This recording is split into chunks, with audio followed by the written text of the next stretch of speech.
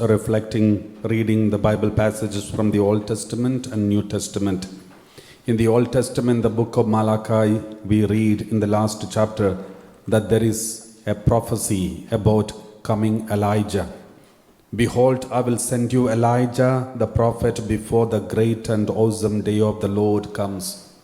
That means before the Messiah comes, before the salvation comes, before the Lord himself comes, God will send Elijah. And we have seen the comparison between Elijah and John the Baptist. And we have seen sometime back in this online ministry, in one of the preachings I had explained the whole detailed study about the comparison between Elijah and John the Baptist. Jesus himself said John the Baptist is Elijah. And he will come and turn. It is written like this in Malachi chapter, we read verse 4. Chapter 3 verse 4 we read, Behold, I will send you Elijah the prophet before the great and awesome days of old. And Lord, I will send you the prophet Elijah before the great and terrible days of the Lord comes. Next one, he will turn the hearts of parents to their children and the hearts of children to their parents, so that I will not come and strike the land with a curse. The same thing is mentioned when John the Baptist was born. Angel came and said, you will give birth to a child, he will be called John, and he will turn the hearts of parents to their children and hearts of children to their parents. So the connection between Old Testament Elijah and New Testament John the Baptist is so striking, it is so much and so powerful. And Elijah was wearing camel's belt, and also he was living many times he lived in the forest, and he was hiding in the forest. And even in the New Testament, John the Baptist was also wearing these kinds of things.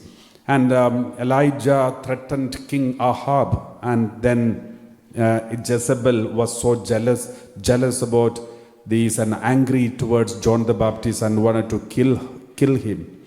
The same way, John the Baptist also rebuked Herod, and Herodias was the wife of Herod was so angry and she wanted to kill him. So you can see so many connections between Elijah and John the Baptist, and we know John the Baptist is Elijah, and the prophecy of Malachi was fulfilled in the person of John the Baptist.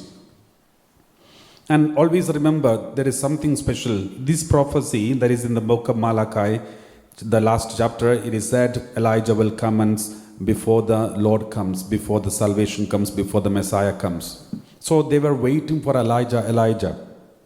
And then it took almost 500 years of silence. If you read the Old Testament book, the last book in the Old Testament is book of Malachi. And the first book in the New Testament is Matthew and Mark and Luke and John. And in between these, there are 500 years of gap. There is nothing written in these 500 years. A long silence before the fulfillment of the prophecy. God promised a prophecy, and after this prophecy, almost 500 years of total silence. There was no result. You can see the same kind of silence everywhere. God promised to Abraham when he was 75 years old, you will give birth, you will have a child. And he waited for 25 years. When he was 100 years old, the prophecy was fulfilled. Likewise, there are so many prophecies in the Old Testament. There is in between, there is a period of silence. We read a person in the Gospel of John chapter 5, we read a person who was lying down on the Bethesda pool, near the Bethesda pool, and he was waiting for 38 long years of waiting for the fulfillment of the promise of his healing. He knew God will heal, but he waited 38 years. There was a long silence of 38 years. A crippled woman who came to meet Jesus when Jesus was preaching in the synagogue, she was 18 years, she was suffering from this crippled sickness, this problem of crippledness, and she was suffering from this for 18 years. God was silent in her life. A bleeding woman, she lost all her money for medicines, and she was still having that bleeding problem for 12 years. And for 12 years, there was silence in her life too. My dear brothers and sisters, we all may go through such kinds of experiences. We believe in the promises of God, and we heard the promises of God, and we claim the promises of God, but it doesn't seem to be happening in front of us on the spot, or sometimes there is a delay taking place in our blessings. This delay is nothing but it is a time of purification. God is purifying and preparing the way and the path for the promise. Remember, Israelites were saved from Egypt, and they were promised that they will be taken to the promised land. In fact, the distance between Egypt and promised land is only 11 days of distance. If they walk properly, not straight, without much difficulty, within 11 days or maximum 1 month, they will reach the promised land. But we can see God delayed the fulfillment of the promise. It took almost 40 years for the Israelites to reach the promised land. Why these 40 years? Why this long silence before fulfilling the promise? We know from the history, from the Old Testament, these 40 years, God was not keeping quiet. It is not really a silent time. It is a very difficult time, and maybe a very loud, noisy time. That was the time of period of suffering, period of testing, period of confusion, period of sicknesses, period of pandemic, period of divisions, period of killing, murder, attack and war. This 40 years was not an ordinary time. It was clearly a purification time. Though the fulfillment of the promise was done only after 40 years, but these 40 years God was working on them. God wanted a new creation to enter into the promised land. None of these people who started from Egypt, except Joshua and Caleb, nobody entered into the promised land.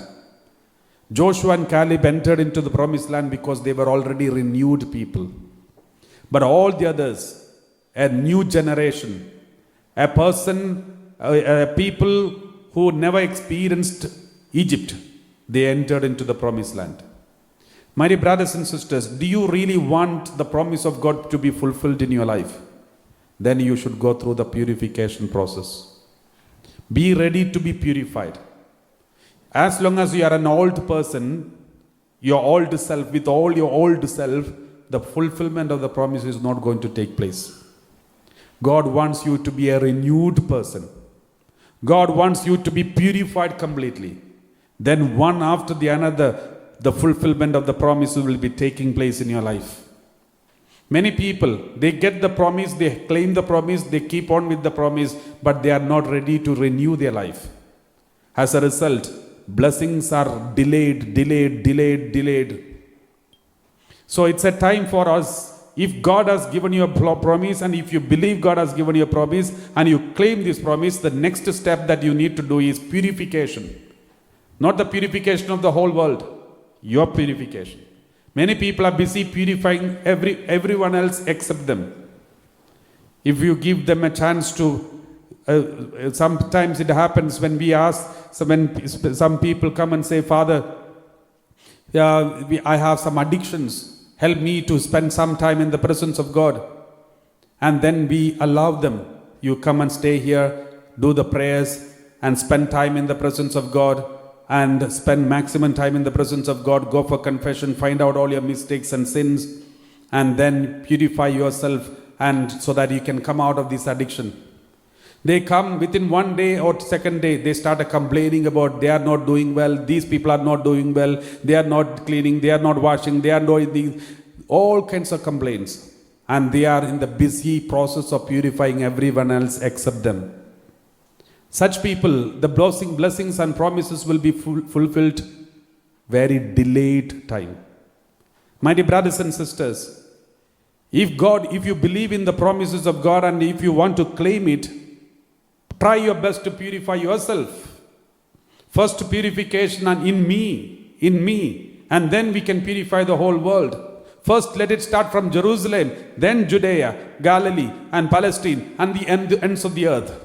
First here, first in your home. And therefore, the Lord is telling us through this process, God promised Elijah, but it took almost 500 years for John the Baptist to come.